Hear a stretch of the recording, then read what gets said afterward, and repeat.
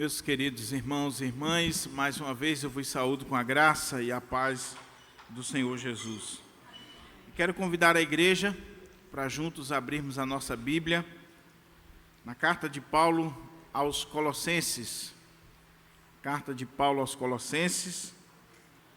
Nós vamos dar sequência às nossas exposições nesta missiva sacrossanta. Carta de Paulo aos Colossenses, capítulo 3, verso 18 ao capítulo 4, versículo 1, que está dentro da unidade de pensamento do parágrafo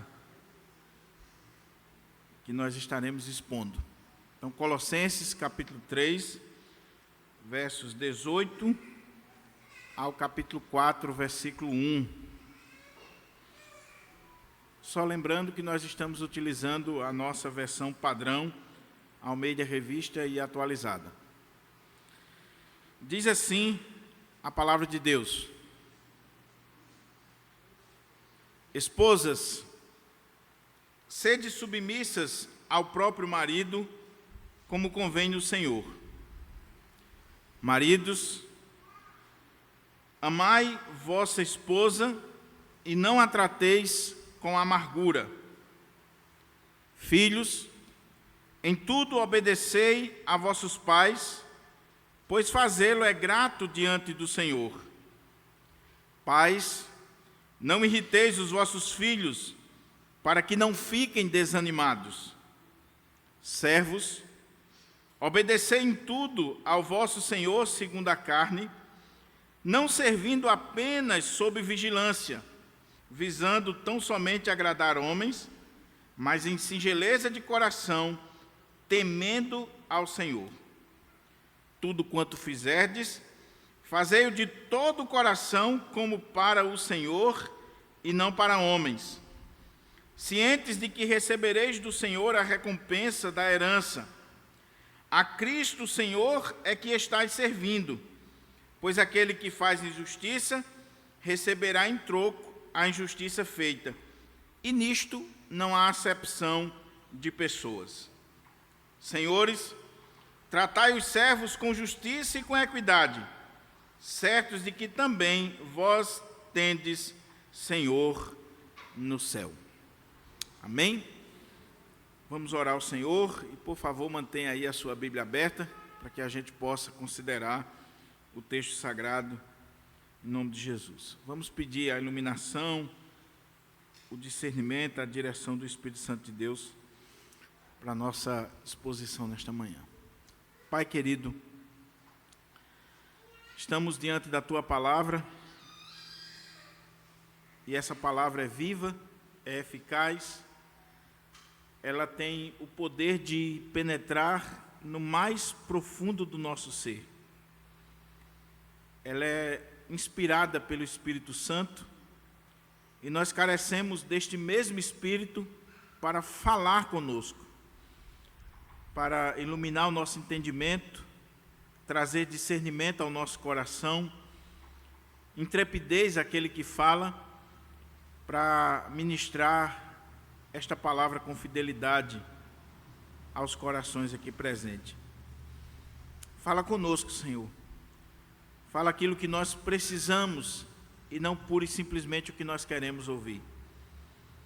Que as palavras dos meus lábios e o meditar do meu coração sejam agradáveis na Tua presença, ó Senhor, rocha minha e redentor meu.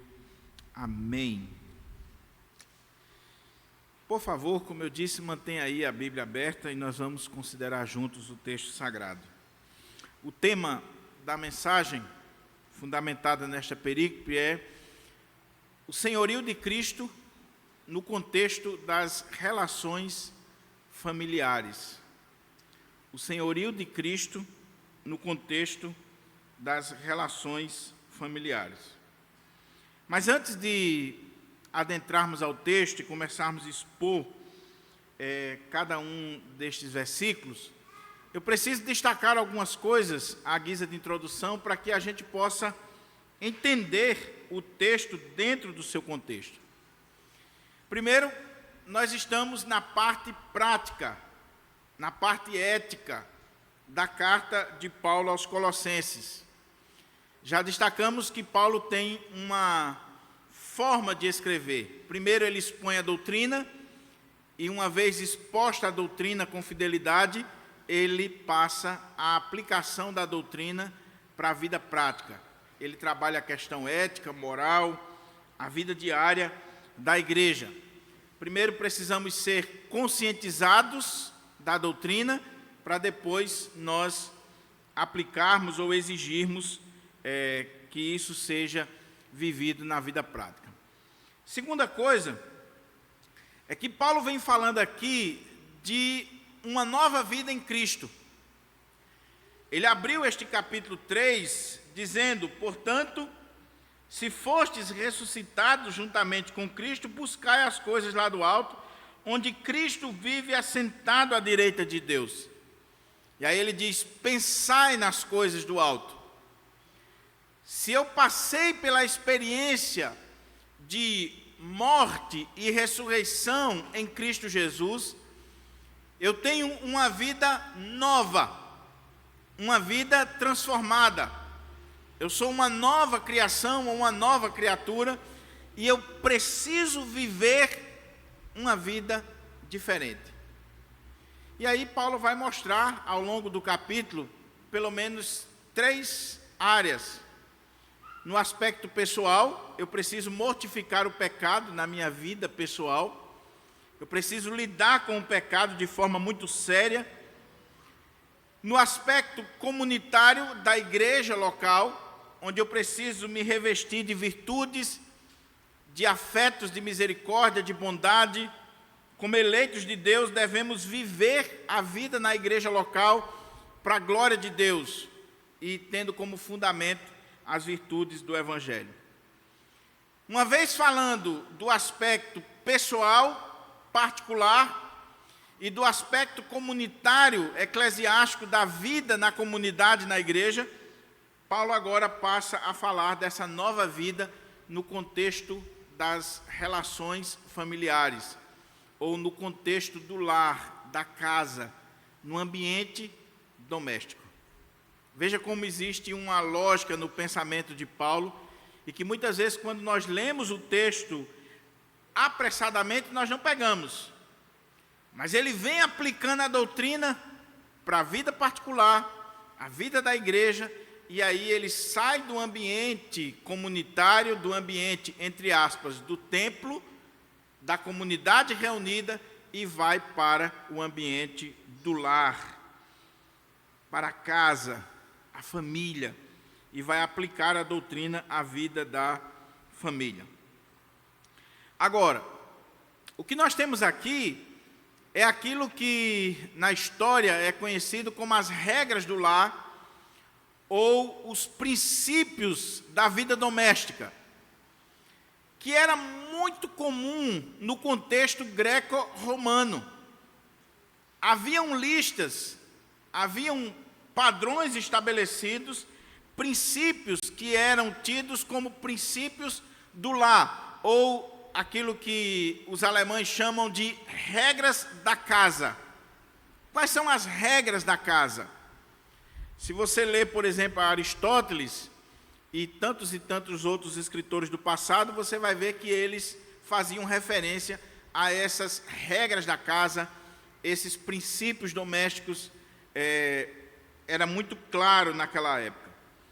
Então, alguns chegam a dizer que Paulo está simplesmente importando aquilo que os gregos, que os romanos, até mesmo os judeus, quando você olha o Antigo Testamento, já faziam.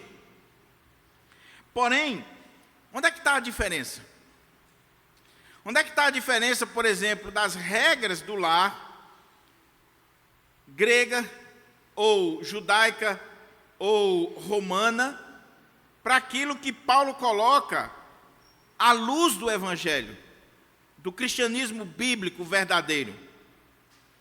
E aqui, meus irmãos, é fundamental para a gente poder entender esse texto.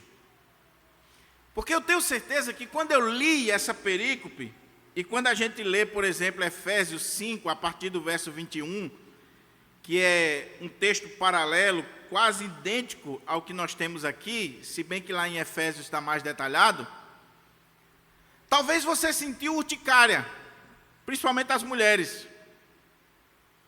O pastor vai falar sobre submissão da mulher, o pastor vai falar sobre as regras da casa, sobre o papel da mulher, o papel do homem. E aí a gente olha para o texto e, se nós olharmos para o texto com uma visão feminista, pós-moderna, ideológica, nós vamos olhar para o texto e sentirmos aversão ao texto bíblico.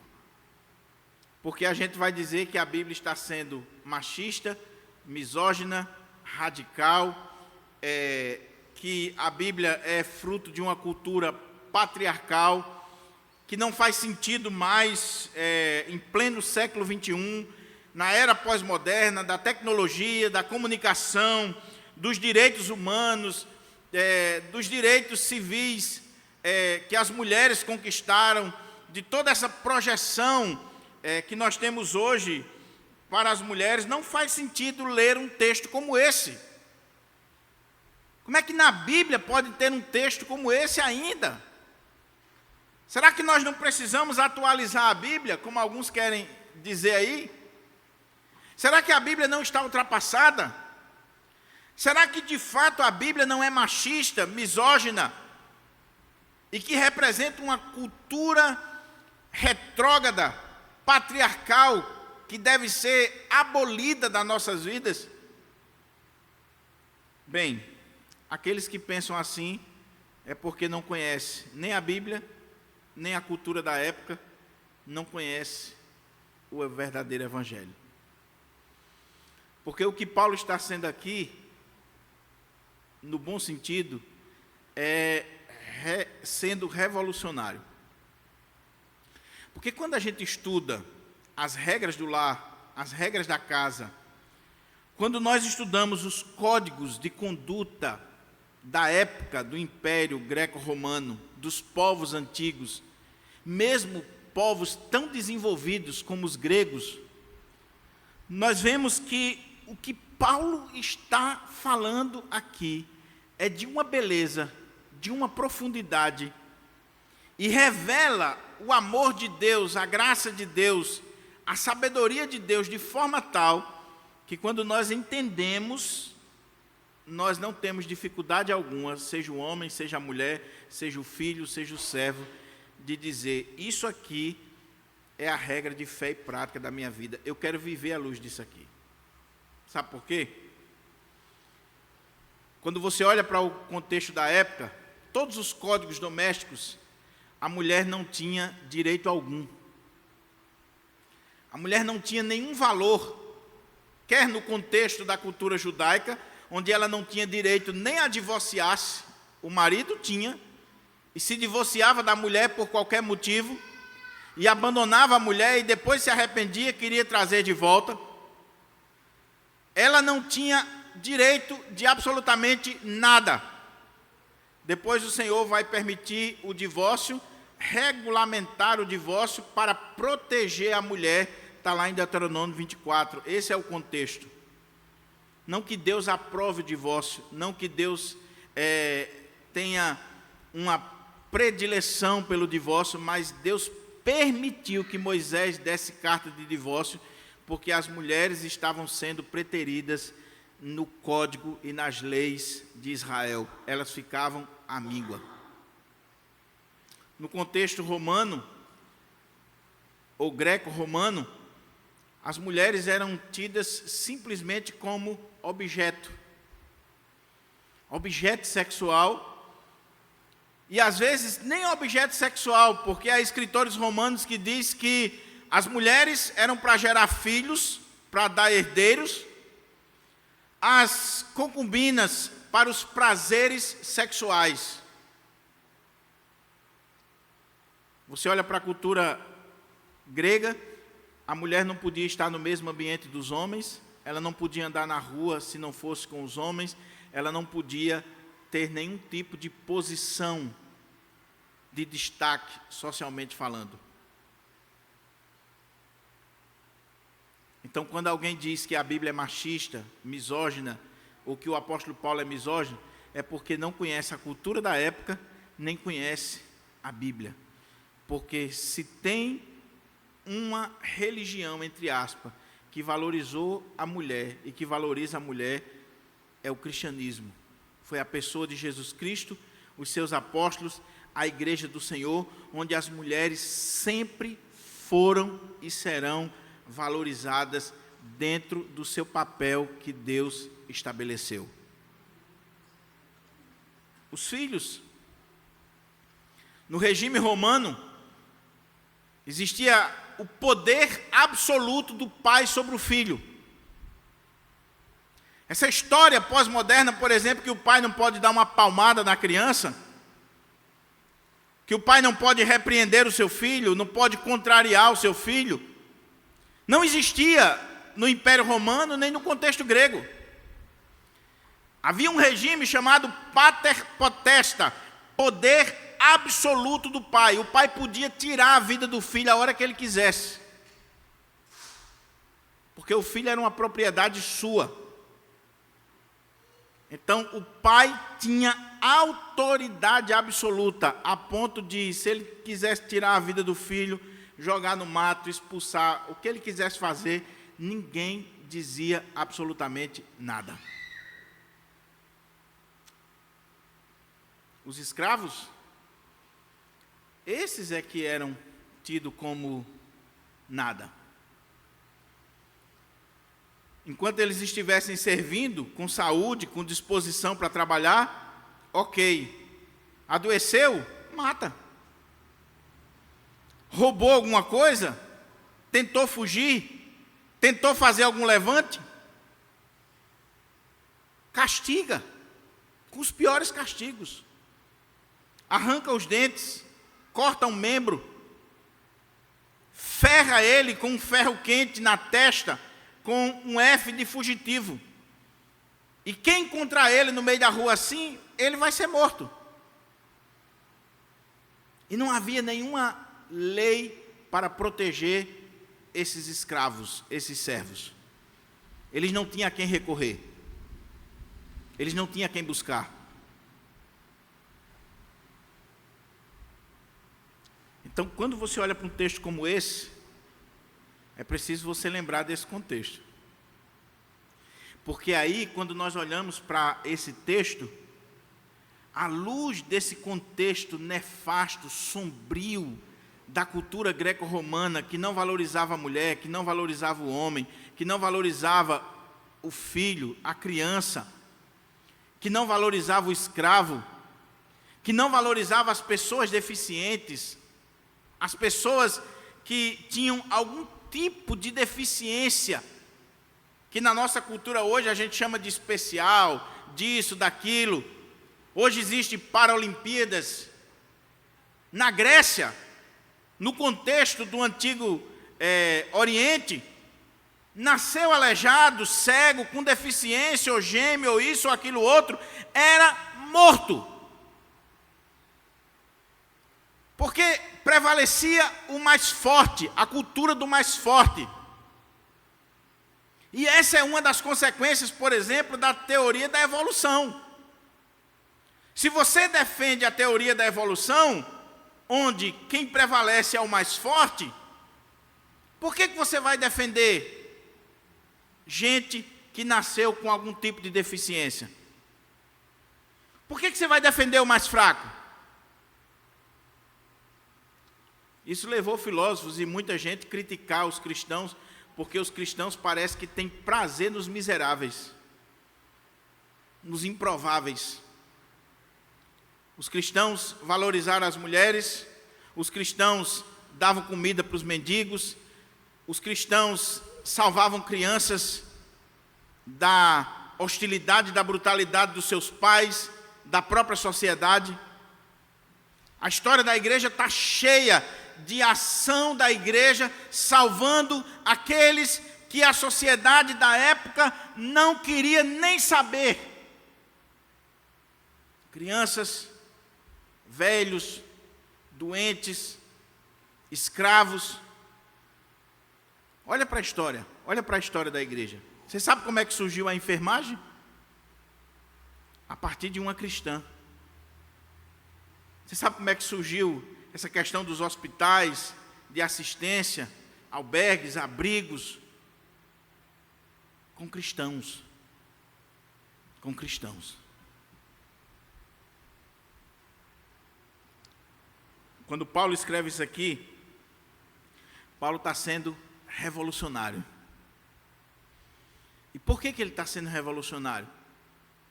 Porque se você olha para as regras do lar no contexto cristão, as regras da casa, você vai ver que ela está baseada, pelo menos, em 2 princípios. E quem trabalha isso de forma belíssima é o Dr. William Barclay no seu comentário. Não há como você entender esse texto ou Efésios 5, não há como você entender essas regras da casa, esses deveres da família, se você não entender os 2 princípios bíblicos que vão de encontro a toda a cultura estabelecida da época ou que venha a ser estabelecida hoje na pós-modernidade. Primeiro princípio, o princípio da reciprocidade ou da mutualidade. Como eu disse, olha para a época. As mulheres só tinham deveres, não tinham direitos. As mulheres tinham que obedecer e acabou. Que serem usadas, preteridas e acabou. Os filhos estavam debaixo da tutela dos pais e eles só tinham que dizer sim senhor, sim senhora e acabou. Não tinha mais nenhum direito, só dever. Os escravos, do mesmo jeito. A coisa só estava de um lado. Agora, se você ler o texto bíblico, se você ler todas as vezes que a Bíblia coloca as regras do lar, as regras da família ou do contexto doméstico, você vai ver que a Bíblia coloca os direitos e deveres, quer da mulher, quer do homem, do filho, do pai, do escravo, do senhor. A Bíblia vai colocar o dever de cada um, o direito de cada um. E a Bíblia vai mostrar que no reino de Deus, no contexto dessa nova vida em Cristo, nós não temos pura e simplesmente deveres a cumprir para com o nosso próximo, ou seja ele o nosso cônjuge, seja ele o nosso filho ou o nosso pai, a nossa esposa ou esposo, o patrão ou empregado. É recíproco. Eu tenho deveres para com a minha esposa e ela tem deveres para comigo. Eu tenho direitos em relação à minha esposa e ela tem direitos em relação a mim, e isso com os filhos, com os escravos e etc. Isso é revolucionário. Porque se por um lado Paulo diz assim, mulheres, sejam submissas ao seu próprio marido. Isso já existia. E era uma sujeição absoluta. O que não existia era uma ordem dizendo assim, maridos, amem suas mulheres e trate ela da forma mais decente possível. Trate ela com amor ágape, sacrificial. E como diz Efésios, esteja disposto a dar a vida por ela. Não trate ela com amargura, com grosseria. É o seu dever para com a sua esposa. Isso não existia. Pais, não irrite os vossos filhos. Que história é essa de um poder absoluto dos pais, que ele pode fazer o que quiser com seus filhos? Por outro lado, filhos, honre seus pais. Respeite seus pais. Submetam-se aos seus pais. Escravos, obedeçam os seus senhores segundo a carne. Não seja um escravo negligente.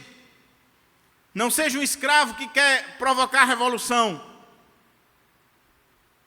Por outro lado, senhores, trate os escravos de forma diferenciada, porque vocês também são escravos, vocês têm um Senhor no céu, e um dia você vai prestar conta a Ele do que você está fazendo com seus escravos e seus empregados. Reciprocidade, mutualidade. Revolucionário o que Paulo está dizendo aqui. Segundo princípio, o senhorio de Cristo. Porque aqui não é uma questão humanista, antropocêntrica. Aqui não é o homem pelo homem. Aqui não trata de regras do bem viver ou de princípios para os relacionamentos humanos, as relações humanas, com uma base totalmente humanista e antropocêntrica. Porque hoje se defende isso, né? Tem que ter cuidado com o trabalhador e tal. O problema é que muitas vezes a ênfase está só do lado do trabalhador e não do patrão. Tem gente só para defender o trabalhador, mas vamos olhar o lado do patrão também? Ou então vamos olhar os dois lados. Não pode ser só um. Tem gente lutando só pelos direitos das mulheres, e o direito dos homens? Tem filho exigindo dos seus pais, e o direito dos pais? Mas existe sim essa base humanista buscando direitos para o seu semelhante. Só que o contexto de Paulo aqui é outro. O contexto de Paulo aqui é o senhorio de Cristo. O que Paulo está falando aqui, por isso o tema do sermão, o senhorio de Cristo no contexto das relações familiares. O que Paulo está falando aqui é que, uma vez que Jesus Cristo é o Senhor das nossas vidas, que eu tenho Jesus não só como meu Salvador, mas como meu Senhor. Ele é o Senhor, o Kyrios, absoluto da minha vida, da igreja, das minhas relações. Uma vez que Cristo é o Senhor da minha e da sua vida, isso vai implicar em todos os aspectos da nossa existência. Vai influenciar na maneira como eu lido com o pecado, vai influenciar na maneira como eu me comporto na comunidade eclesiástica que faço parte, vai influenciar a minha vida no contexto das relações familiares, que é o texto que nós temos aqui, e vai influenciar a minha vida fora, que é o texto seguinte que nós vamos ver, quando Paulo diz que nós devemos lidar com sabedoria, prudência e oração para com aqueles que estão fora. Veja, ele trabalha você no contexto particular, ele trabalha você no contexto da igreja, ele trabalha você no contexto do seu lar e ele trabalha você no contexto das relações fora do lar, extramuros da sua casa. E ele diz que você deve aproveitar as oportunidades, que você deve falar com sabedoria, que você deve ter cuidado com a maneira como você se comporta lá fora. Mas qual é a base? A base não é o homem pelo homem. A base é que Jesus Cristo é o meu Senhor absoluto. É Ele que é o Senhor da minha vida. Se você olhar esse texto com cuidado, com mais reflexão, depois dá uma olhadinha só nessa perícope que nós acabamos de ler aqui, quantas vezes Paulo usa a palavra Senhor para se referir a Jesus Cristo. Nesse contexto de que Ele é Senhor sobre nós, Senhor sobre as nossas vidas. O que Paulo está dizendo aqui, e que fica de forma muito mais clara em Efésios, a partir, por exemplo, do versículo 21, é que todos nós estamos em submissão. Em submissão a Cristo. todos nós temos um Senhor, que é Cristo. E que Ele, que é o nosso Senhor, Ele colocou papéis diferenciados para a vida do homem, para a vida da mulher, para a vida dos pais, dos filhos, dos patrões, dos empregados. Ele estabeleceu como deve ser a vida de cada um, o padrão de vida de cada um. A pergunta é: Jesus é de fato o Senhor da sua vida? Você já nasceu de novo? Você morreu com Cristo? Ressuscitou com Cristo? Você vive uma vida nova em Cristo? Veja, eu não estou perguntando se você é membro da igreja desde criança. Eu não estou perguntando se você pertence à linha calvinista ou arminiana. Eu não estou perguntando por quem você foi batizado, quantos anos de crente você tem. Eu estou perguntando: Jesus Cristo de fato é o Senhor da sua vida? É Ele que determina o que você é, o que você pensa, o que você faz, a maneira como você se comporta, seja aqui, seja no lar, seja lá no seu trabalho. É Cristo. É Ele o Senhor. Eu penso, meus irmãos, que esse é um dos temas mais sérios para ser tratado na igreja hoje.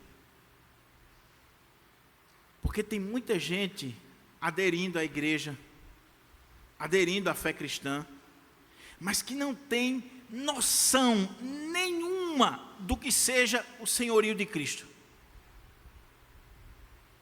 Do que seja ser um servo de Cristo. Quando Paulo se apresenta, Tiago, os demais apóstolos, Paulo, servo de Jesus Cristo, Tiago, que era irmão do Senhor, Tiago, servo de Jesus Cristo, Pedro, servo de Jesus Cristo.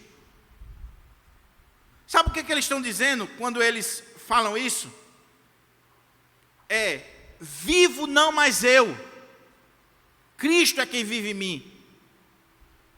Eu não sou mais dono da minha vida, da minha agenda, dos meus pensamentos. Cristo é quem é o meu dono. É Ele que manda. Eu sirvo a Ele. Ele me libertou do império das trevas. Ele fez uma mudança na minha vida. E eu sirvo a Ele não por obrigação, eu sirvo a Ele por amor, porque Ele me libertou de forma absoluta. E agora eu sirvo a Ele por amor. A minha vida é dEle. Minha vida é dEle. Aí, tendo essa consciência, eu vou perguntar: Senhor, como é que eu devo ser como marido?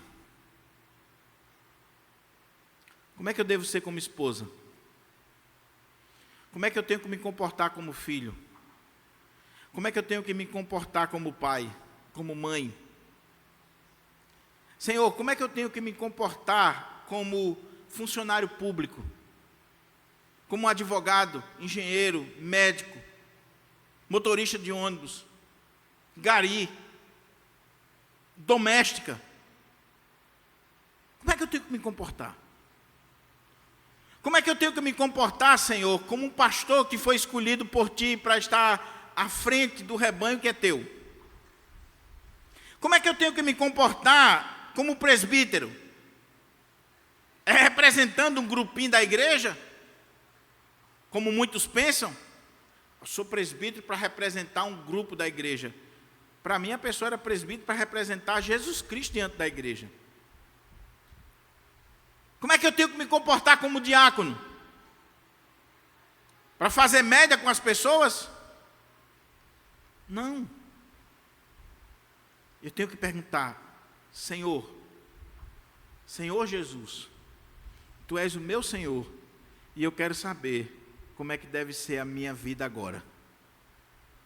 Como é que eu tenho que viver à luz do Seu senhorio?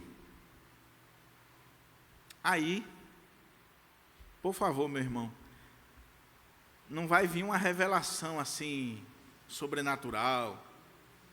Está aqui, ó. Está registrado. O problema é que se colocar sobre o senhorio absoluto de alguém não é tão fácil e não é tão simples quanto parece. Porque você diz que Jesus é seu Senhor, aí ele diz assim: ore pelos seus inimigos, faça o bem àqueles que vos perseguem, dê a outra face, caminhe a segunda milha. Eu pergunto, isso é difícil só para mim ou é para você também? Talvez você seja um crentão assim, um santarrão, ou aquela irmã espiritual que, pastor, isso aí é fácil demais para mim, isso aí é simples. Como aquela irmã que eu falei aqui, lá da congregação, quando eu pregava um texto assim exortativo, ela dizia: pastor, eu estou tão feliz porque esse texto aí não é para mim, eu não tenho esse problema. Será que é simples? Ou quando você lê a Bíblia vai lá no fundo do seu coração e diz: você precisa mudar nisso aqui. Aí o problema é que nós vamos começar a achar as nossas desculpas ou defesas. Talvez seja um problema de tradução aqui, pastor. Será que não é? Dr. Augusto Nicodemos, expondo esse texto, ele começa dizendo assim: esposas, sede submissas ao próprio marido, como convém no Senhor. Ele diz: irmãs, primeira coisa, não é problema de tradução, a palavra é essa mesmo, tá certo? Então a desculpa vai ter que ir para outro lado. A palavra é submissão mesmo. Ah, pastor, mas será que não é o contexto da época? Pastor, nós vivemos em outro contexto. Vai ver o contexto da época. Ah, pastor, mas isso aqui é muito difícil. Ninguém vive. Ou então a gente pega, por exemplo, 1 Timóteo 3 e diz assim: isso aqui é a característica que o pastor tem que ter, que os presbíteros têm que ter e os diáconos. Os demais está livre. Como a irmã que chegou para o marido e disse: meu filho, você precisa ler a Bíblia, você precisa orar. Você não busca a Deus, você tem que ler a Bíblia, você tem que orar. Disse: não, quem tem que fazer isso é o pastor que é pago para isso, eu não. Com isso em mente, vamos olhar para o texto, que eu acredito que agora o texto começa a fazer sentido e ficar mais claro para nós. Paulo tem aqui princípios, regras, mandamentos, imperativos absolutos da parte de Deus, no contexto da família, das relações familiares, e alguns colocam do trabalho, mas como o trabalho estava muito ligado à questão do lar aqui, por se tratar de escravos, eu coloquei família de um modo geral. Então Paulo começa com as esposas. E talvez as irmãs digam assim: pastor, pelo amor de Deus, Paulo começa logo com as mulheres. Até uma irmã disse para mim aqui: ó, o senhor começa pelo marido, viu? O senhor vai pregar esse texto, comece pelo marido, deixa a mulher para o final. Mas por que será que Paulo começa com as mulheres? Paulo começa com as mulheres porque o lar jamais será edificado se a mulher não edificar esse lar. Nenhuma dessas regras aqui serão cumpridas se você, minha irmã, não for essa edificadora do seu lar. Paulo começa pelas mulheres porque você é importante, porque você conta, porque você faz diferença, porque você, como eu disse, no contexto da fé cristã, tem um papel a cumprir. E você é esse equilíbrio da casa. A mulher o homem é a autoridade do lar, sim, mas a mulher é esse equilíbrio que vai ajudar esse homem a exercer a sua autoridade e que vai ser essa aliviadora de tensões dentro do lar. Porque se ela não for, a coisa não acontece.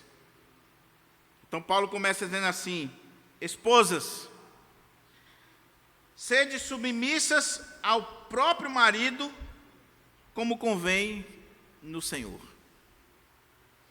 E como eu disse, fazendo referência aqui ao doutor Augusto Nicodemos, a palavra submissão aí, não está errada não a tradução. É submissão mesmo. É sujeição. É estar debaixo de autoridade. É reconhecer a autoridade do seu marido, se colocar debaixo dessa autoridade, ser sujeita ao seu marido. E Efésios diz: em tudo. Em tudo. Agora, algumas coisas precisam ficar claras aqui. Primeiro, que não se trata de inferioridade da mulher. O fato da Bíblia dizer e exigir da mulher que ela seja submissa ou sujeita ao homem, não significa dizer que a mulher é inferior ao homem. Não, Paulo já trabalhou isso em Gálatas, Paulo trabalha isso na carta aos Coríntios. Mulher e homem é igual diante de Deus. Deus criou o homem e a mulher à sua imagem e semelhança. Existe um grupo aí, e alguns defendem, que quem foi criado à imagem e semelhança de Deus foi o homem, e a mulher é imagem e semelhança do homem, não de Deus. Uns pateta que não sabem nem o que está dizendo. E há muitos anos atrás, tinha um irmão aqui da nossa igreja, antigo, já foi para a glória, que ele tinha essa ideia. Um dia eu escrevi um texto no boletim, falando da imagem e semelhança de Deus, e esse irmão me procurou e disse assim: o senhor está errado, a mulher não é a imagem e semelhança de Deus não, a mulher foi criada à imagem do homem, ela é inferior. Eu disse: onde é que você viu isso? Não, é porque assim, assim, assim. Para o senhor ter uma ideia, quando eu casei, minha mulher arrumava a casa, e aí ela limpava a casa, eu ia, pegava o lixo e derramava na casa para ela tirar de novo, só para ela saber que a autoridade sou eu.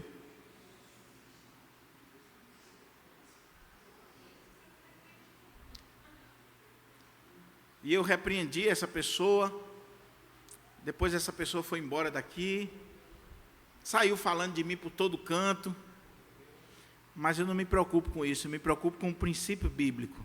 O princípio bíblico é: a mulher não é inferior ao homem, a mulher é imagem e semelhança de Deus. Agora, existem papéis distintos dentro do lar. O lar não pode ser acéfalo nem bicéfalo.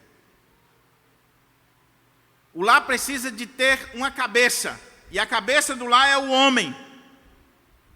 E não pode ter duas cabeças, que vai disfuncionar esse lar. A cabeça é o homem. E o homem sendo a cabeça, o texto diz: esposas, sede submissas, sujeitas ao seu próprio marido. Não porque você é inferior a ele, mas porque o seu Senhor quer assim. Estabeleceu assim, um padrão, uma ordem. Agora veja o que o texto diz: ao seu próprio marido. A mulher não é submissa a qualquer homem. Isso não significa dizer que a mulher ela está em relação de submissão em todas as esferas da sociedade, que ela não tenha direitos, que ela não possa galgar patamares. Não. É o seu próprio marido, ao seu marido. E essa submissão aqui é voluntária. Em nenhum momento na Bíblia, em nenhum texto da Bíblia você vai ver o homem exigindo essa submissão, o homem colocando essa submissão como algo absoluto. Essa submissão aqui, ela parte da mulher que é de Deus, que entende o seu papel, e ela diz assim: eu serei submissa ao meu marido, ele é a cabeça da casa, ele é a autoridade da casa, e eu estou sujeita a ele, não por ser inferior. Às vezes ela é mais inteligente do que ele, ela conhece mais a Bíblia, ela conhece mais do conhecimento secular, mas ela se sujeita ao homem por causa do padrão de Deus. E é uma sujeição que não é absoluta, como no regime romano ou grego. É como convém no Senhor.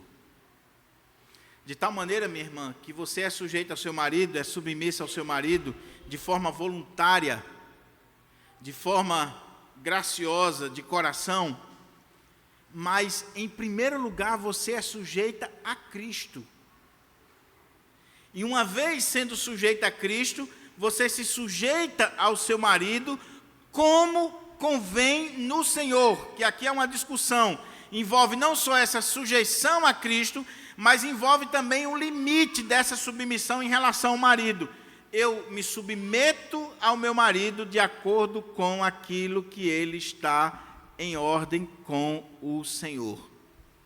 De tal maneira que se o seu marido exigir algo de você que não está de acordo com o Senhor, que convém no Senhor, você não deve a ele obediência absoluta.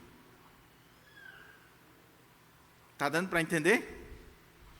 Vamos dizer que o seu marido queira fazer algo com você que contraria a palavra de Deus, ou o seu marido está exigindo algo de você que fere os princípios bíblicos, que fere a vontade de Deus para a sua vida, você não está sujeita a esse homem.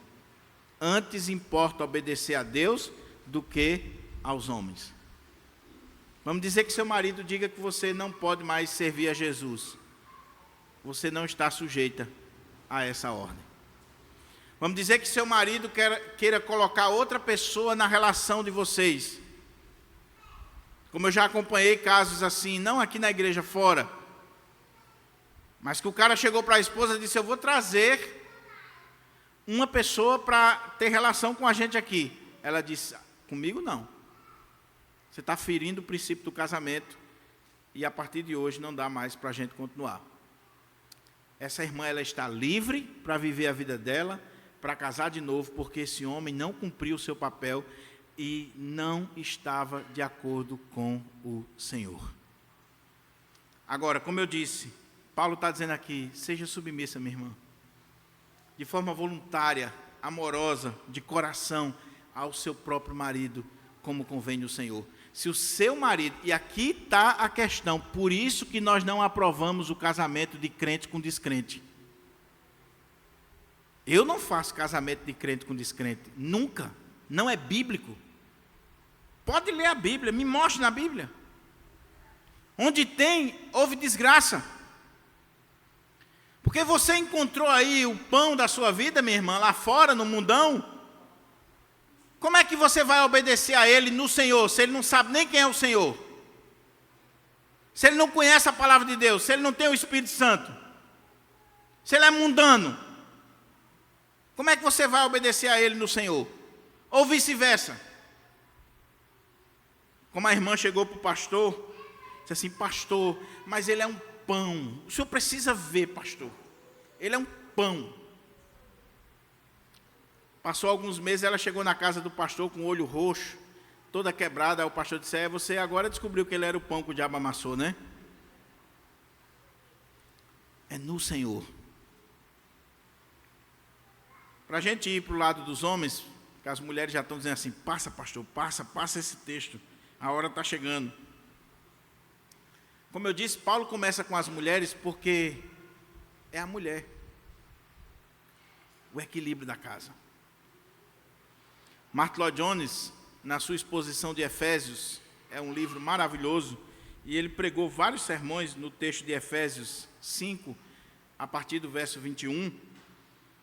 Ele conta uma experiência interessante. Ele disse que foi visitar um casal, e quando ele chegou na casa, todo pastor pega isso assim no ar. Porque qualquer pastor, por mais furreca que ele seja, ele é melhor do que qualquer psicólogo. Porque ele lida com gente todo dia, gente ruim, gente boa, gente desonesta, gente honesta, gente de todo tipo. Então você bate o olho assim e faz a radiografia. O pastor chegou na casa, ele descobriu em 2 minutos que o marido da mulher era um banana. A mulher era a autoridade, era a cabeça. O cara era aquele cara fraquinho. Ah, meu Deus. A mulher não, a mulher era dinâmica, a mulher falava, a mulher era inteligente, lia, aquela coisa. Só que tinha um detalhe. Aquela mulher era tão inteligente, e por ser uma serva de Deus, que ela ia empurrando o marido. Ela dizia assim, não é assim, meu filho. E ela levantava o marido. O cara era fraco, era um banana mesmo, mas ela dava uma moral para o cara. Ela ia colocando o seu marido na frente.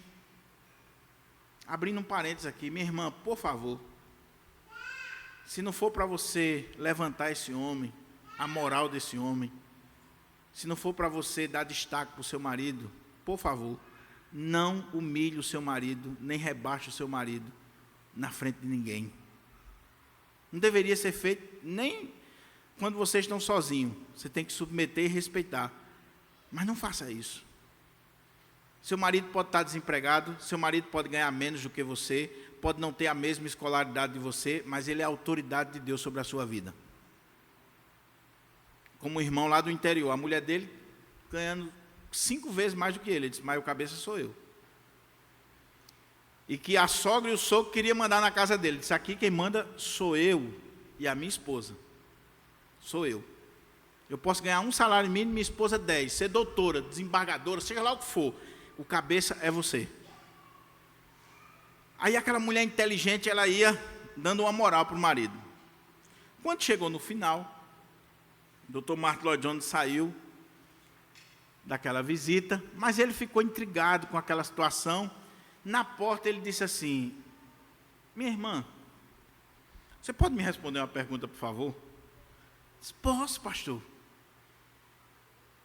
Quem é o cabeça dessa casa aqui, a autoridade dessa casa? Disse, pastor? É lógico que é meu marido. Aí o pastor disse, e quem decidiu? Ela disse, eu. Eu decidi que ele é o cabeça. Na prática é isso mesmo, irmã. Porque se você não decidir, se você não se colocar no seu lugar com sabedoria, como serva de Deus, seu marido não vai ser o cabeça. Porque o homem tem a síndrome de Adão. Todo homem, desculpa aqui a expressão, já vou entrando nos homens. Todo homem tem a síndrome de Adão, covarde, de se esconder. Da serpente está destruindo o lar dele, a família dele, a esposa dele, a mulher está sendo tentada, está sendo destruída, e ele se escondendo, passando a tarefa para a mulher. Aí tem mulher que gosta, né? Empoderada, feminista, acha que está ganhando um troféu, porque o banana bota tudo na mão dela, só que tu vai adoecer, tu vai se destruir, porque Deus não fez você para ser o cabeça, você não tem essa estrutura. A mulher segue uma jornada muitas vezes tripla, trabalha fora, trabalha em casa, resolve conta, resolve isso, cuida dos filhos, cuida, e o homem é um pateta. Mulher nenhuma gosta disso. Como diz Pondé, mulher só gosta de homem, desses homens bacanas aí, né? As feministas, eu quero um homem diferente, não sei o quê, até os 10 minutos. Passou de 10 minutos, ela já está com nojo. Então, decida isso, minha irmã, seja sábia. Essa semana nós ouvimos uma irmã no conselho. Que lição, ficamos emocionados. Que a irmã disse assim, eu sigo meu marido, para onde ele for eu vou, ele decidiu mudar de igreja, eu estou com ele, porque ele é o cabeça, eu estou com ele. Naquilo que ele decidir que não estiver contrário à palavra de Deus, que não for pecado, é correto, é para o nosso bem, eu estou com meu marido. Mas tem mulher que só a misericórdia de Deus. O marido está certo, o marido é bíblico, é um homem de Deus, e ela sendo usada pelo capeta por orgulho pessoal. Maridos, amai vossa esposa, e não a tratem com amargura. Opa! Aqui é a nossa tarefa, amar. Você sabe qual é a palavrinha que está aqui no original? Que quando eu olhei assim, eu disse, Senhor, será que não está errado não? É ágape, amor sacrificial. E não tem como estar errado não, porque quando Paulo repete lá em Efésios, ele diz que esse padrão aqui é como Cristo amou a igreja e a si mesmo se entregou por ela, deu a vida pela igreja. Se por um lado a mulher deve se submeter ao marido de forma voluntária, A Bíblia não manda a mulher amar o marido, porque a mulher já ama por natureza, é a essência da mulher, ela ama. A mulher ama tanto que às vezes ela se apaixona, ela ama um cabo que não presta, mas ela ama.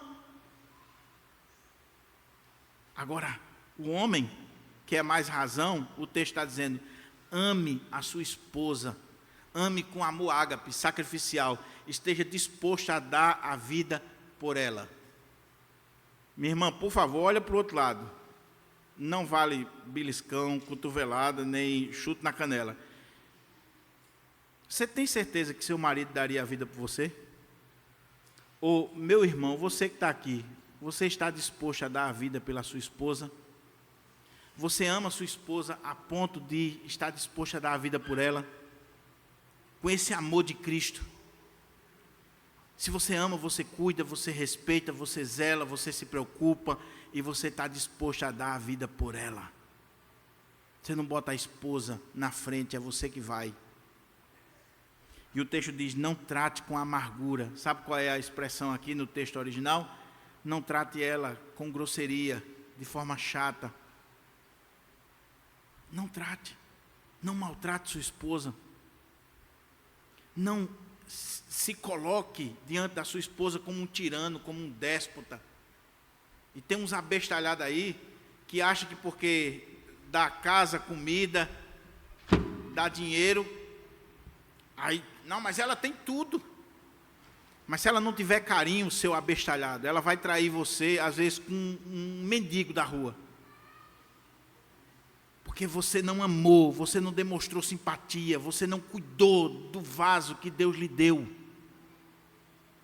Não é casa, não é comida, não é carro, não é cartão. Se bem que de vez em quando as mulheres gostam de um cartãozinho, não? Um shoppingzinho. Mas dá o cartão e não dá carinho, para ver o que ela vai fazer com o cartão.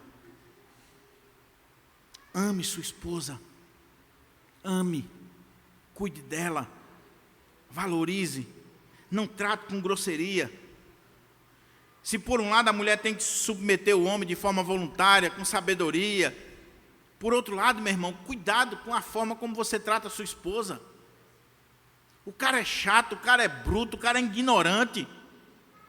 Cuidado como você trata a sua esposa. Um dia você vai prestar conta da mordomia e do cuidado que você tem para com ela diante de Deus. Porque ela é menina dos olhos de Deus, ela é filha de Deus. Pastor Hernandes tem uma frase interessante que ele disse que quando fosse no casamento da filha dele, ele ia dizer para o genro.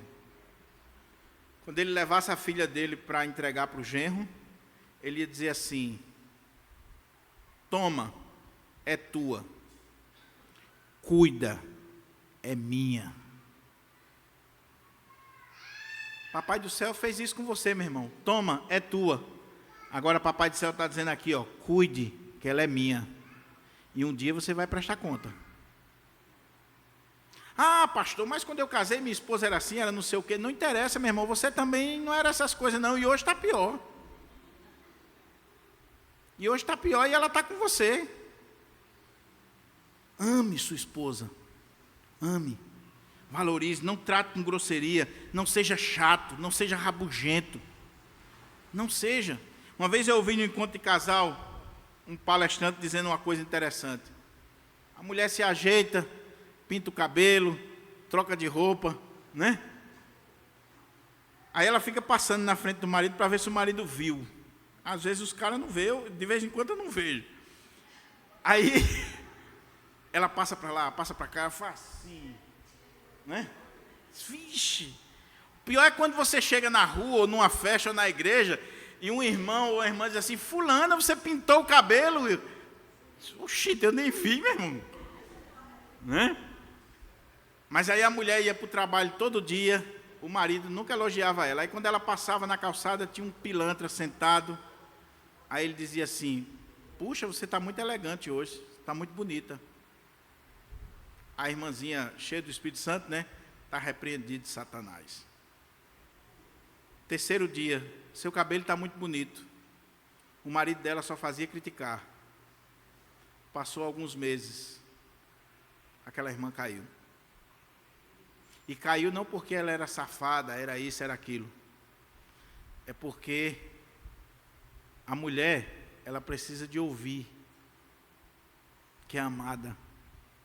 Ela não pode ser tratada com grosseria. Não justifica a queda, por favor. Não justifica. Mas o que eu estou dizendo é, não abra brecha para o diabo. Cuide da sua esposa. Para quando o pilantra lá fora disser que ela está bonita, ela vai dizer assim, meu marido já disse, seu otário. Meu marido me acha. Meu marido me elogia. Meu marido cuida de mim. Onde é que começam as traições? As traições começam quando as pessoas em ambiente de trabalho, em locais públicos, gente que é muito próxima, começa a falar dos seus problemas no casamento. E o amante sempre é simpático, sorridente, amoroso, palavras boas. Ame sua esposa. Filhos, em tudo obedecei a vossos pais, pois fazê-lo é justo diante do Senhor. Pais, não irriteis os vossos filhos, para que não fiquem desanimados. Dever da esposa para com o esposo, dever do esposo para com a esposa, dos filhos para com os pais. Filhos, em tudo obedeçam ou estejam submissos a vossos pais, pois fazê-lo é grato, é justo diante do Senhor. Paulo começa com os filhos. E é claro que ele está falando aqui de filhos menores ou que ainda moram na mesma casa. Ele não está tratando aqui dos filhos que já se emanciparam, que já casaram, que têm a vida deles. Está falando dos filhos que estão debaixo da autoridade dos pais, no mesmo teto. Você está debaixo da autoridade do seu pai, da sua mãe? Está no mesmo teto? Você tem que obedecer o seu pai e sua mãe em tudo. Ou então, meu chapa, cai fora de lá e vai viver tua vida. Quer ser livre? Quer chegar a hora que quer? Quer fazer o que você quer? Cai fora e vai viver sua vida. Agora, enquanto você estiver debaixo do teto do seu pai e da sua mãe, você tem que obedecer a eles em tudo. E isso é grato diante de Deus. É respeitar, é reconhecer a autoridade do seu pai e da sua mãe. O que está acontecendo hoje? Pai e mãe só serve para as benesses, para dar o que os filhos querem, e cada dia mais está aumentando o tempo da saída dos filhos. O cara está com 40 anos dentro da casa de papai e mamãe, jogando videogame, dizendo que não está preparado para casar, o miserável. É claro que não vai estar. Roupa lavada, comida, quarto, cama, tudo certinho. E às vezes até traz a namorada para dentro de casa para fazer sexo, não paga nem motel. Esse miserável vai querer casar, vai querer ter responsabilidade, vai querer fazer alguma coisa? Agora, com tudo isso ainda não respeita o pai e a mãe, grita o pai e a mãe, trata da forma mais horrível possível. Porque os pais estão precisando chegar a hora do pai dizer assim, vem cá meu filho, ó, aqui é o seguinte, aqui quem manda sou eu e sua mãe, e se você não se submeter, rua. Agora, se o filho for sábio, é claro, estamos falando aqui de pais cristãos, que não vai exigir nada que contraria a palavra de Deus, que não vai exigir nada de você para o seu mal. Se o filho for sábio, ele vai dizer assim, meu pai e minha mãe são pessoas de Deus, eles querem o meu bem, eu vou obedecer a eles em tudo. E isso é grato diante do Senhor. Isso é grato. Meu irmão, tem autoridade sobre os seus filhos. Tem autoridade sobre a sua casa, sobre a sua filha. Tem autoridade. Nos tempos idos, os filhos, bença pai, bença mãe, respeitava. Hoje chama de coroa, diz daquilo outro, trata da forma mais horrível possível, grita o pai, grita a mãe.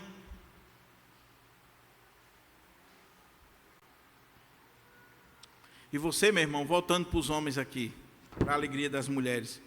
Você, meu irmão, se seu filho está tratando mal sua esposa, onde é que está você para proteger sua mulher?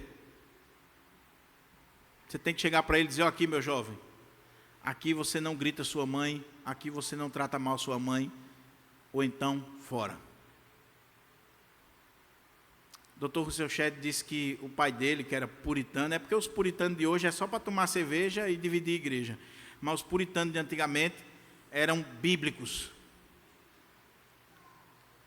Dr. Rousseau Shedd disse que o pai dele, linha puritana, um dia chegou, botou um chicotezinho assim no torno da sala e disse assim: criançada, vem aqui. Está vendo isso aqui? Tô. Nessa casa aqui ninguém vai mentir, ninguém vai dizer palavrão, ninguém vai tratar mal a mamãe.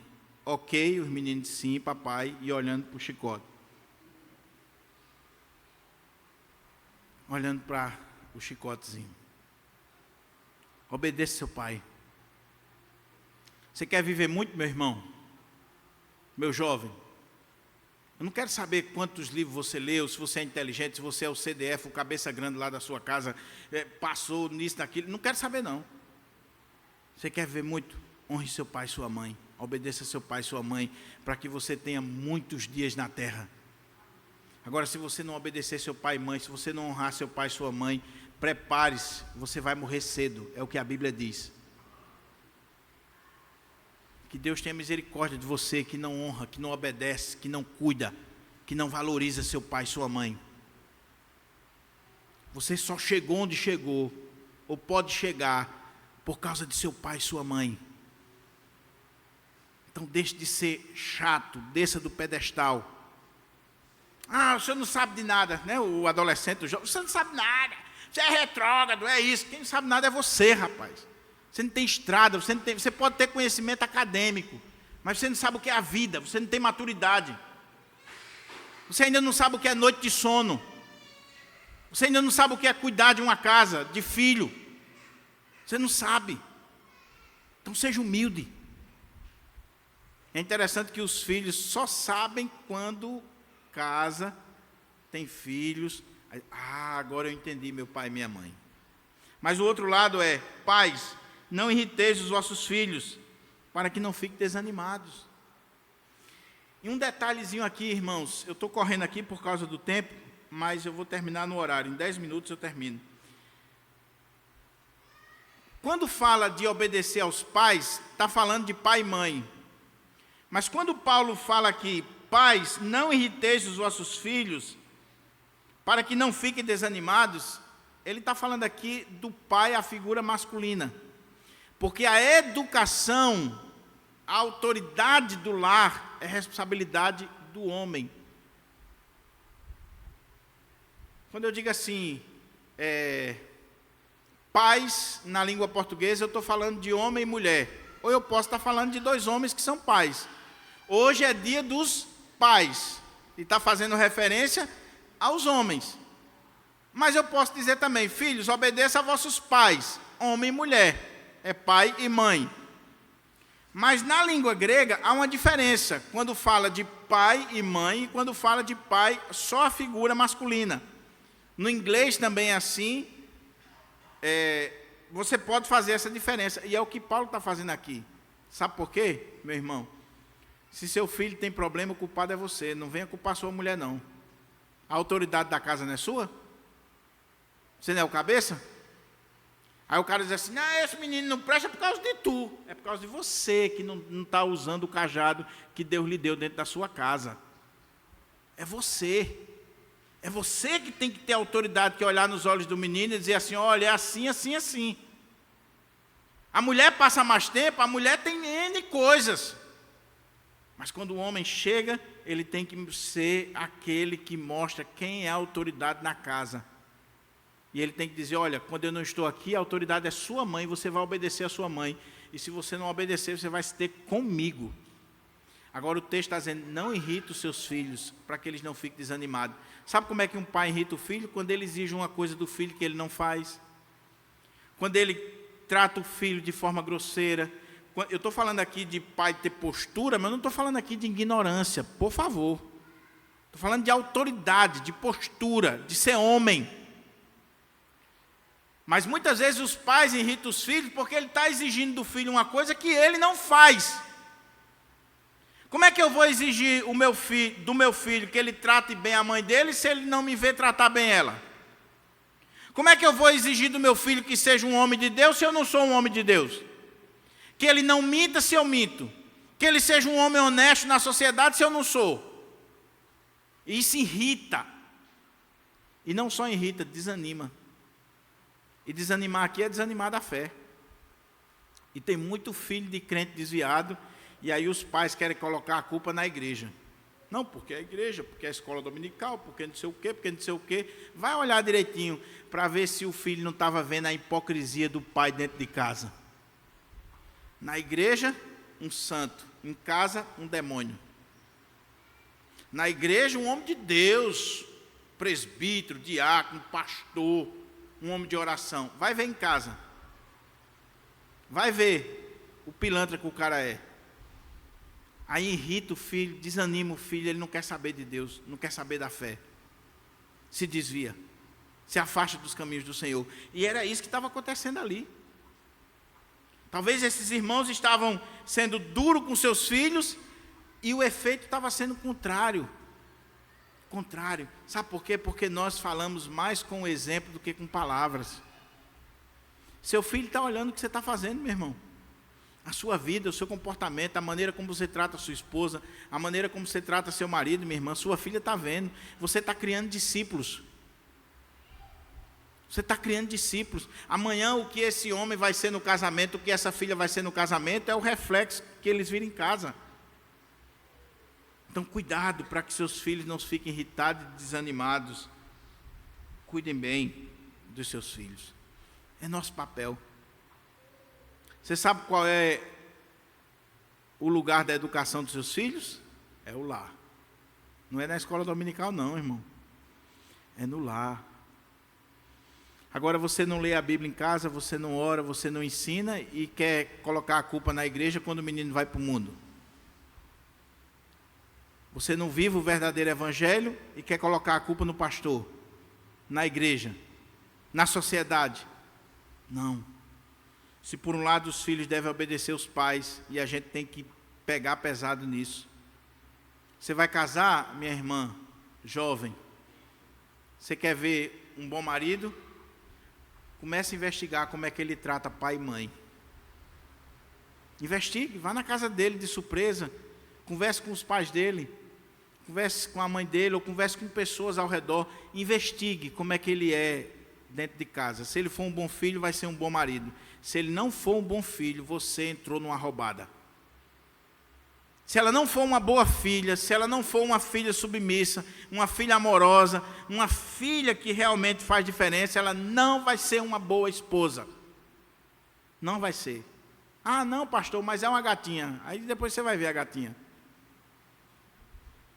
Para concluir, Paulo falou da esposa, Paulo falou do marido, Paulo falou dos filhos, e ele fala agora da última relação, de servos e senhores, de escravos, que aplicando para o nosso contexto hoje, seria patrão e empregado, que estava relacionado ao contexto do lar por se tratar de escravos.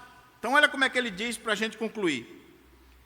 Servos, obedecei em tudo ao vosso Senhor segundo a carne, não servindo apenas sob vigilância, visando não somente agradar homens, mas em singeleza de coração, temendo ao Senhor.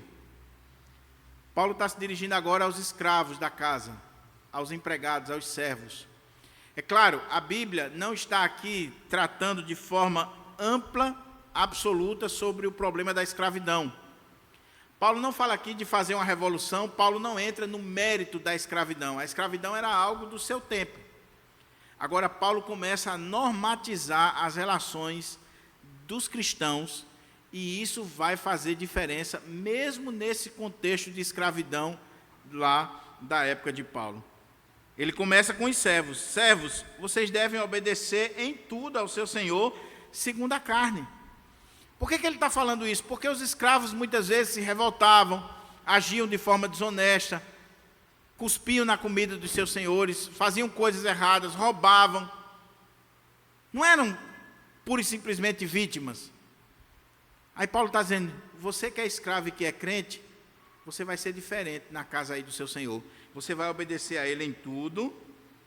Você vai não servir apenas sob vigilância, quando você está sendo olhado, observado, mas vocês vão agir com sinceridade de coração, temendo não o seu Senhor segundo a carne, mas ao Senhor do céu, que é o Senhor Jesus Cristo. Então ele está dizendo assim, antes vocês têm um Senhor no céu. Então, servos, escravos, vocês estão numa condição de escravo, obedeçam os seus senhores. Façam aquilo que os seus senhores estão dizendo. Ele está falando aqui no contexto cristão, por favor. Faça, haja com sinceridade. Não seja aquela pessoa que vai trabalhar somente quando está sendo vigiado, quando tem uma câmera olhando. Não, faça o seu serviço, faça o seu trabalho. Porque você tem um Senhor no céu, você não trabalha para homens, você trabalha para Deus. E olha que princípio maravilhoso, irmão. Isso aqui dá outra mensagem. Aí ele continua. Tudo quanto fizerdes, fazei-o de todo o coração, como para o Senhor, e não para homens, cientes de que recebereis do Senhor a recompensa da herança. A Cristo Senhor é que estais servindo. Que coisa tremenda, meus irmãos. Sabe o que o Dr. William Barclay diz, comentando esse texto? Todo trabalho é para Deus, é para a glória de Deus. E todo crente, ele olha para o trabalho nessa perspectiva. Eu trabalho para a glória de Deus, para o bem do ser humano, da humanidade. É por isso que eu trabalho. E quando eu penso assim, meu irmão, eu não preciso estar sendo vigiado, não. Precisa de câmera, não. Porque o meu patrão estando presente ou ausente, eu vou fazer meu trabalho. Qual é o meu trabalho? Qual é a minha função? Quantas horas eu tenho que trabalhar? O que é que eu tenho que fazer? Eu vou fazer. Porque eu estou fazendo para Deus, estou fazendo para Cristo, estou fazendo para o bem da humanidade, eu estou prestando um serviço que vai abençoar pessoas. Então ele diz, veja, condição de escravo, viu? Não, eu sou escravo do trabalho, você não tem noção do que era um escravo. Hoje a gente tem salário, tem direitos, tem isso, tem aquilo outro. Imagine nessa época. E mesmo nessa época, Paulo está dizendo, façam o que vocês têm que fazer, porque vocês trabalham para o Senhor e não para homens. E façam sabendo que vocês vão receber a recompensa do Senhor e não dos homens. Não dos homens. Tudo que você for fazer, faça com alegria, faça com sinceridade, faça com prazer, faça para a glória de Deus, sabendo que você está fazendo para o Senhor e não para os homens. Ah, mas meu patrão não presta. Ou você muda de empresa, meu irmão, ou você fica quieto e faça o seu trabalho. Agora ele não presta e você vai roubar, você vai chegar atrasado, você vai dar moleza no trabalho. Aí você também está pecando. Você está errado. Faça o seu trabalho para a glória de Deus. Aí ele diz, olha, cientes de que recebereis do Senhor a recompensa da herança, a Cristo o Senhor é que estáis servindo. Pois aquele que faz injustiça receberá em troco a injustiça feita, e nisto não há acepção de pessoas. O que Paulo está dizendo? Escravos, vocês estão numa condição de escravos, mas faça o que vocês têm que fazer, pois aquele que pratica a injustiça, ele vai receber a injustiça em troco, e não tem aqui acepção de pessoas, seja o senhor, seja o escravo, seja o empregado, seja o patrão, diante de Deus, quem cometer injustiça vai ser punido. Aí ele termina, senhores, tratai os servos com justiça e com equidade, certos de que também vós tendes Senhor no céu. Veja, ele falou do papel dos servos, dos escravos, dos trabalhadores, e agora ele diz, trata os servos com justiça, com equidade. Vocês têm também um Senhor no céu, vocês são escravos também. O que Paulo está dizendo aqui, trazendo para os nossos dias? Paulo está dizendo assim, meu irmão, você tem um empregado na sua empresa? Você tem uma funcionária na sua casa? Primeiro, trate ela com dignidade, trate ela com respeito. Não é um cachorro, não é uma pessoa qualquer, é um ser humano, criado à imagem e semelhança de Deus. E se for crente, mais ainda, porque é seu irmão ou sua irmã em Cristo. E por ser seu irmão também em Cristo, meu irmão, não venha dizer, meu patrão é crente também, eu posso fazer... Não, por ser seu irmão, aí é que você tem que zelar. Agora, trate com amor, trate com carinho. Segunda coisa, com justiça. Já assinou a carteira? Está pagando os direitos? Paga o salário honesto? Paga o que é devido?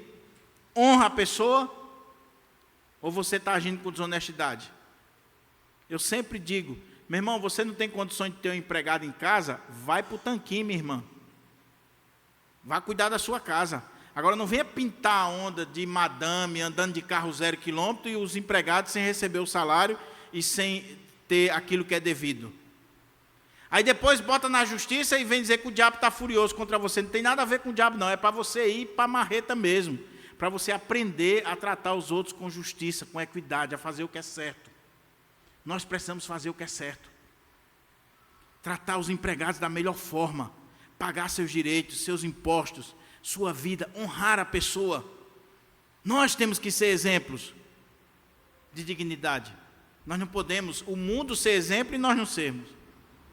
Agora você que é empregado, meu irmão, cumpra seu horário, chega na hora, não chega atrasado não, faz seu trabalho, haja com amor, que você está fazendo para Deus. Você não está fazendo por causa do dinheiro, você não está fazendo para homens, você está servindo o Senhor. Porque, eu termino aqui, pense, meus irmãos, é decepcionante muitas vezes quando a gente contrata crente. Eu sei o que a gente passou nessa construção aqui. Eu sei o que muitas vezes nós enfrentamos quando contratamos alguém para a zeladoria da igreja. Se você está presente, a pessoa trabalha. Basta você drobar a esquina, já era. Já era. Você é serva de Deus? Você foi fazer uma faxina, minha irmã. Você vai limpar embaixo dos móveis, por trás do guarda-roupa, em cima do guarda-roupa, porque você não está fazendo aquilo ali para homens. Você está trabalhando para Jesus e o Senhor vai lhe recompensar. Você trabalha na empresa lá, você está lá para cumprir sua tarefa. Que Deus nos ajude a aplicarmos essa palavra no nosso coração. Eu sei que é um sermão difícil, mas é um sermão necessário para a minha vida e para a sua. Jesus é Senhor da sua casa, é Senhor da sua vida, é Senhor da sua caminhada, da sua empresa, do seu lar, do seu relacionamento conjugal, das suas relações familiares. Que você saia daqui pensando nisso. E se Ele ainda não é o Senhor, dentro dessas esferas aqui, que você diga, Senhor, tenha misericórdia de mim, tenha misericórdia da minha família. Vamos ficar de pé para a gente orar.